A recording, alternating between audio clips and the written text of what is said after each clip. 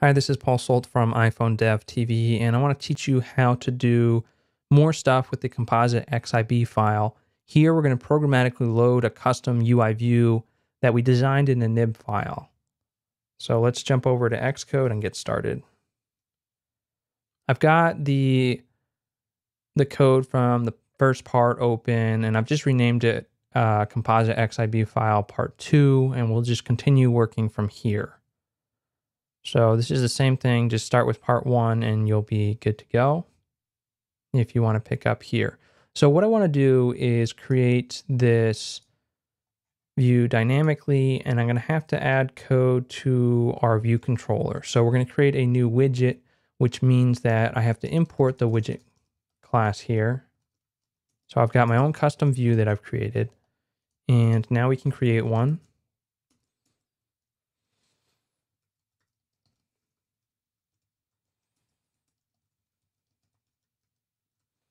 I'm going to use the default init, and we'll see that this actually invokes the other initializer that we have here. So just to show you which one's working, I'm going to print out the names of these methods in the initializers. And we'll do that down here with the init with coder. So init with coder is called anytime we're unarchiving something. And init with frame is called with your default initializer, which is the init, which calls this one. So actually, this is the designated initializer for a UI view. And we're going to have to add some code in here to make this work.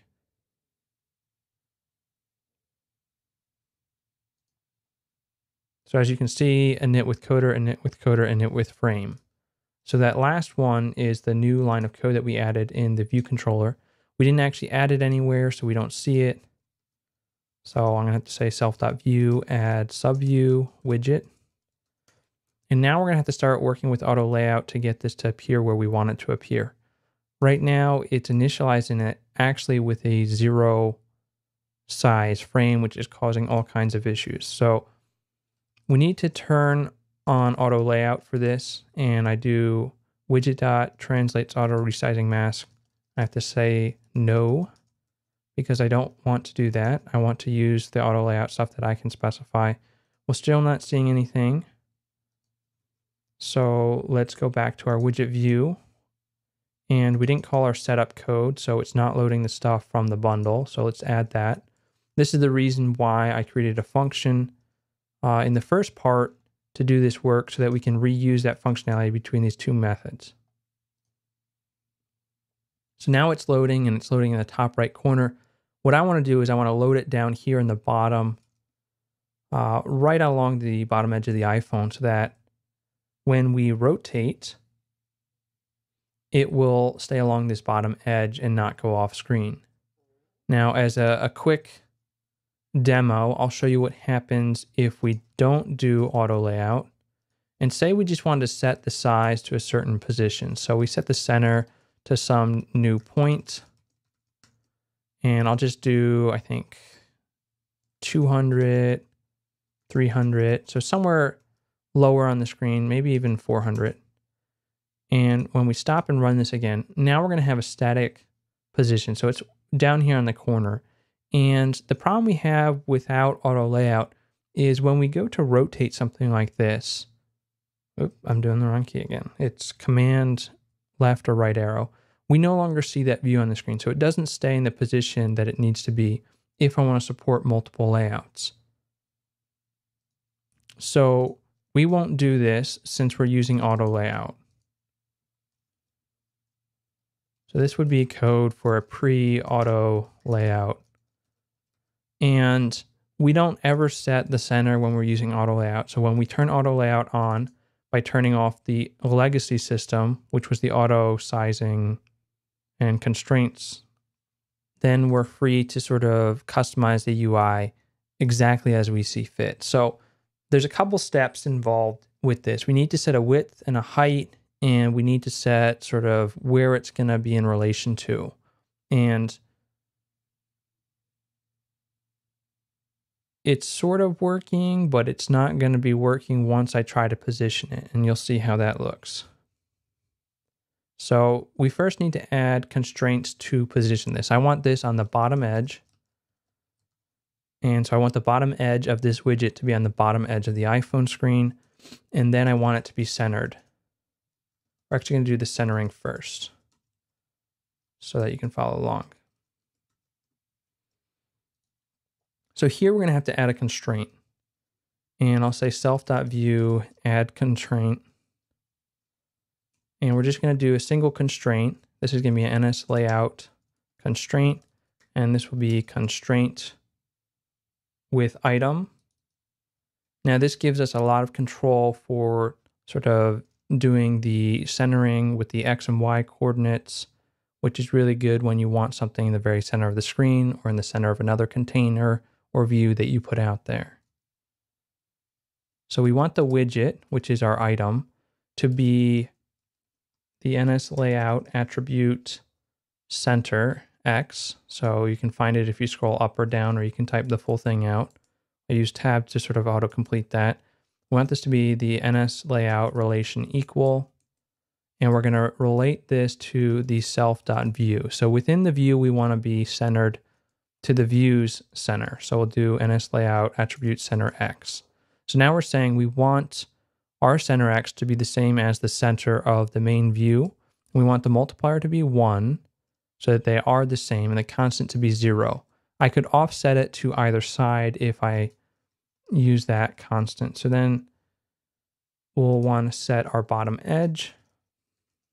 Now, sometimes when you run this before you've written everything, the behavior might be a little bit undefined. So if you go ahead and run it, you might not see what you're expecting. Go ahead and make sure that you've specified some way to align it in both the vertical and the horizontal directions, and that you've specified the size. So here we'll use widget as our item. And to get the bottom edge, we're going to do NSLayout attribute bottom. And then we're going to do NSLayout relation equal because we want the bottom edges to be the same. So this will be self.view, which will give us the bottom of the iPhone. And we'll use the bottom here. Multiplier again is going to be 1 because we want these to be equal. And the constant is going to be 0 because we don't want any offsets. So now let's go ahead and see if we've made this better or worse. Okay, we don't see anything. Now we have a size problem. We're trying to use these constraints, but we haven't specified really how big this would be. We have a little bit already when we did it with Interface Builder. This set up the width and the height, but we didn't do that programmatically when we're creating it now. So I'm going to go ahead and add 2 new constraints. We want to set the width and we want to set the height. And I'm going to use a different way of setting this because our hierarchy is a little bit more complicated here. If you imagine on the left side of this custom view, if you imagine this line is our left side, we want to have our inside view, which is that self.view. We want that to be in the center, and we want that to be 200 pixels wide, and then its edge of that view needs to be next to the other one. And so this is a visual way of sort of describing how this view hierarchy is going to be laid out. We actually have 2 views here, and we need to describe how they're related and how big they are. And so this is one way for us to specify this, and we'll do this using the NSLayout constraint. And we'll do add constraints, which takes the array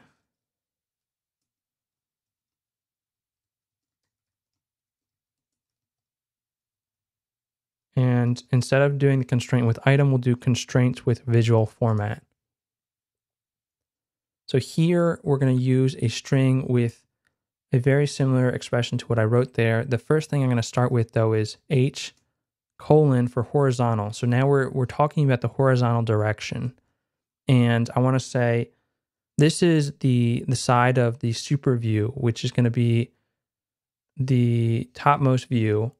And then inside of that, I'm going to have this view. And we can't use self.view here. We actually have to use _view because the dot isn't a valid attribute here. And we're going to say we want this to be 200 units wide, and we want our edge to be flush with the edge of our super view. For the NSLayout format, we'll do direction leading to trailing. This is just sort of like right to left or top to bottom. And the metrics will set to nil. And then the views, we have to use a new function that will set up stuff for us. And in here, we'll pass in view and then self. So both things that I added here are both views. So because I had to do a little bit of a trick to get this nib file to load, if we look at it, we have a view here, and files owner is, to give you an idea of how this works, files owner is a UIView, but the UIView itself has another view inside of it that's taking up the full dimension. So there's basically two boxes in here composited together, which is giving us this situation where we have to sort of describe how they relate to each other. So now if we do that for the sort of the width and the edges, we'll want to do a very similar thing with the vertical direction. So that's going to look like the top edge, which is this vertical bar, is going to be flush with the view, and this is going to be 100 pixels, and then that edge of that view is going to be flush with the bottom edge of the view. That's our super view. So this is what we're going to add. It looks a little bit scary. Once you get used to creating these, it's a lot easier to understand how all this works. And especially since Interface Builder isn't very good at these complex layouts where you want to sort of get really fine-tuned control over some of your things. Again, we'll have to use the _view, which is our instance variable or our IVAR that's automatically created with our property. So there's two ways of getting access to that view. There's the self.view, and then there's the _. And you get both of that as long as you're not synthesizing in the top, which we are not since we're using the new format. Don't worry about that too much. Just try and type what you see here. We don't need any metrics. And in the views, we're going to do the same exact thing.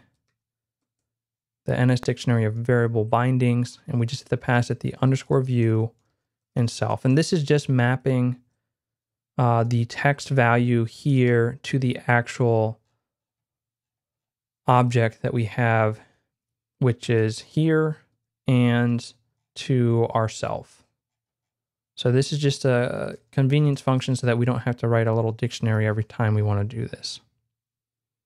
I know it looks a little bit strange, but this should make our issues go away. All right, so we now see the thing. Before we weren't seeing anything, so this is a step in the right direction. We come back to our view controller. We can look, are we doing something that we're not supposed to be doing? And doesn't really look like it.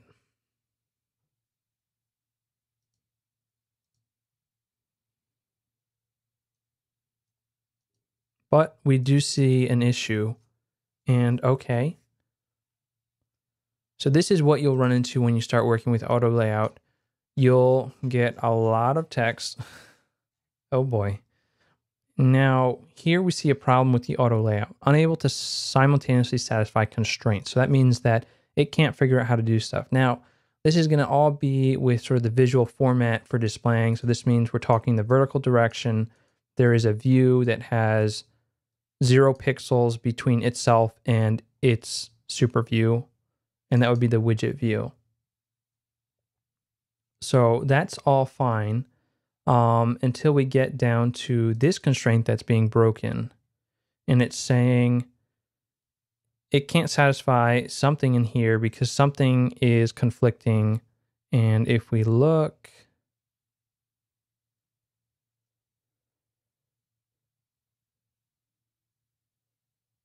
it looks like there's not enough space or something for something to work. Now we'll scroll down a little bit lower, and I think our offending thing is right here. So we have an auto resizing mask that is not being reset. And so anytime we're doing auto layout, we have to make sure that this view that we're doing is set to no. And I didn't actually do that for one of the views. So this is a good learning example. Here, I should have said self.view, which is the new view that we've created here, dot translates auto resizing mask into constraints is equal to no. Hopefully, if I do that, everything should work. Not quite, but we're closer. I accidentally used 200 here instead of 100. So I'll stop and redo this. And now we see what we're supposed to be seeing. So this is how we can do it programmatically. Now we've aligned ourselves with the bottom edge. If I go ahead and I rotate the device with Command right arrow, we can see that that actually stayed on the bottom edge and it's overlapping the one above it, and we can rotate back. Now to sort of show how this works, I can then connect this guy to, basically I want to show you how I can move the views around programmatically. So I need a reference to this widget. Now we're going to get a warning here where it's saying all this garbage, and what it really means is that it has no idea what a widget view is. If we look at this error message, it says unknown type widget view. So it looks like there's 3 different issues here, and it doesn't know what it is. So this is all crapping out. So what I do here is I forward declare this class. I don't want to import the class file here. Your alternative is to do import widgetview.h, but this is actually not good since we're importing that in the implementation file. Let me bring that back up. So I actually don't want to do this. It's not good because it'll slow down the time it takes to build and get your app on the iPhone. And so that'll slow down your productivity. So as a rule, you always want to try and import the .h files in your .m file. So the widgetview.h should be imported in the .m file of view controller since that's where we're using it. And then if you're going to have a reference to a widget view, you forward declare the class where you just use the @class widget view semicolon. And this is just saying, okay, there's going to be this widget view class, but I'm not going to give you all the details right now. And this is a forward declaration. So that's just going to make this error go away. And now we have something that we can snap to. So when we programmatically add this view, rather than going to the bottom edge of the iPhone, we could snap to the bottom edge of the first widget.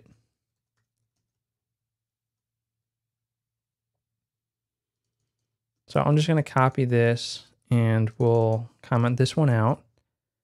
Here, I'm going to make it so that the widget's top attribute, so instead of doing the bottom, I want the top side to be equal to the view. I don't want the view here, so we're going to change this. I want this to be self.widget. And I want it equal to that widget's bottom. So then if we're looking, this widget's bottom is going to be equal to our view, so it should be right underneath it. And if we go ahead and run this, you now see that they're flush together. If I rotate, they stay in the same position. So this is really good.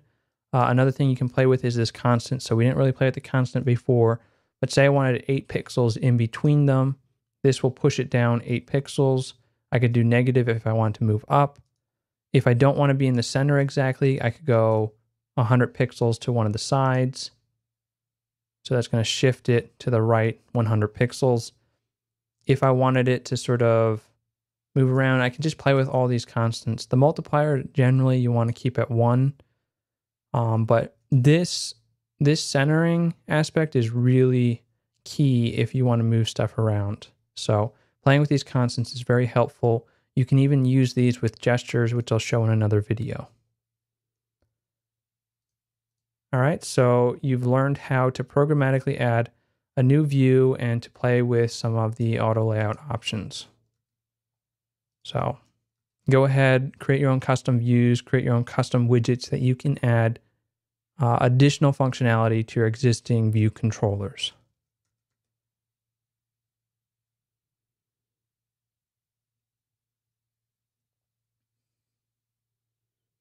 If you have any other questions, check out iPhone Dev TV. We've got a blog with more tips and sort of topics that we're going into, and you can check out our courses.